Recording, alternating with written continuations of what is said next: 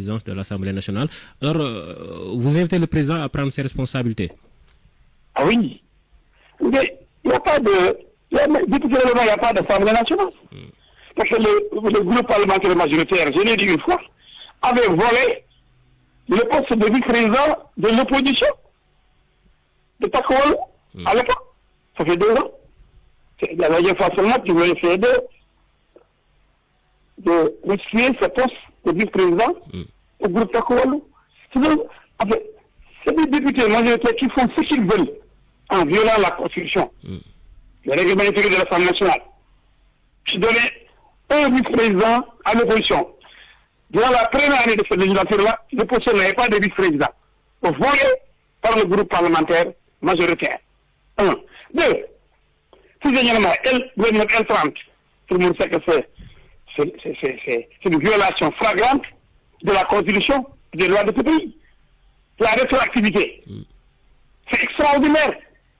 Ils font ce qu'ils veulent. Maintenant, et vous dites que Ousmane Sonko ne peut plus retourner à l'Assemblée nationale actuellement? Comment? Vous dites que Ousmane Sonko ne peut plus retourner à l'Assemblée nationale maintenant? Ah non, il n'a pas été député pour retourner à l'Assemblée. Il n'a pas été installé comme député. On n'a pas installé. Ousmane Sonko a été élu. Au moment de l'installation, il a démissionné, il n'a même pas siégé. Il est venu dire que je dépose ma démission, je m'en vais, je boycotte, je préfère rester Premier ministre. Et la loi dit, quand quelqu'un est député, opté, nommé quelque part, s'il perd sa poste, il revient à l'Assemblée. Lui, on n'a pas coopté, on n'a pas pris. Il était déjà Premier ministre élu, nommé du moins avant son élection comme député. Il a dit après beaucoup, je ne veux pas, on m'avait élu, mais je ne veux pas. Je reste Premier ministre du Sénégal, parce que le président a besoin de moi. Donc je n'ai pas siégé. Donc il a renoncé à son poste. Il n'a pas été, en fait, sollicité. Il n'a pas été nommé pour quitter l'Assemblée, pour ensuite retourner à l'Assemblée. Ça, c'est le cas d'Amadouba, par exemple, qui était député, qui a siégé et qui a été nommé ministre. Maintenant, il va retrouver son poste de député. C'est ça que dit la loi. Il n'est pas venu dire, oui, moi j'ai refusé de siéger, je n'ai pas occupé mon poste de député, j'ai démissionné, donc je reste Premier ministre, donc je ne sais jamais, et il n'a jamais siégé comme député dans cette législature. Il avait suspendu son mandat. Non, il n'est même pas là pour suspendre. Quand quelqu'un suspend, c'est Amadouba. Il a été député à ministre de la Culture. Maintenant, si on je crois, le ministre de la Culture, je ne sais pas quoi, si Amadouba est donc limogé comme ministre, mais il va retrouver son siège de député. Mais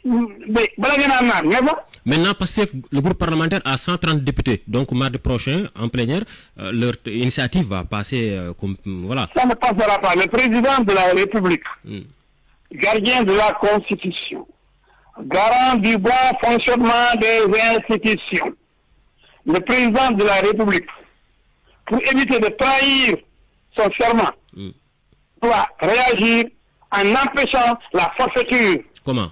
En empêchant le comportement de ces députés, en fermant l'Assemblée nationale, en procédant à la dissolution de l'Assemblée nationale avant les 2 années prévues. Dès lors qu'il y a blocage, dès lors qu'il y a non-fonctionnement régulier des institutions, la Constitution lui permet de dire halte, vous ne pouvez pas faire tout ce que vous voulez, parce que vous êtes majoritaire à l'Assemblée. Non, vous ne pouvez pas tout faire. Non, il y a des limites. Non, j'ai les prérogatives pour mettre un terme au sabotage, au chaos.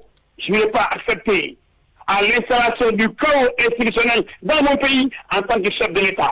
Le président doit sévir. Il doit intervenir pour arrêter en utilisant la force. Le chaos à notre pays. En utilisant la force? Comment? En utilisant la force? Non, si les gens, la force peut être utilisée, c'est une force légale.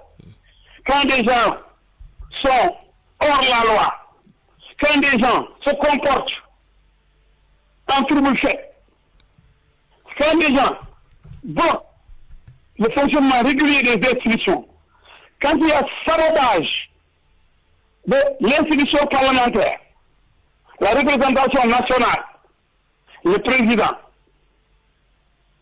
habillé de son manteau de gardien des lois, de la Constitution, gardien des valeurs démocratiques, garant du bon fonctionnement des institutions. Je rappelle encore, garant du bon fonctionnement des institutions, notamment l'institution parlementaire. En tant que garant du bon fonctionnement de l'institution parlementaire, s'il y a sabotage, forfaiture au niveau du Parlement, le président doit arrêter le cirque. Dire non, vous ne pouvez pas. Vous ne pouvez pas tout faire, non. Il y a des limites. Et je suis là pour surveiller. Halt. J'arrête et je vous mets dehors. Tous, allez là. Et je ferme l'Assemblée nationale. Quel doit être aujourd'hui l'attitude du chef de l'État, le gardien de la Constitution, le garant du fonctionnement régulier, normal des institutions constitutionnelles républicaines. D'accord. Merci beaucoup, M. Diouf. C'est moi qui vous remercie.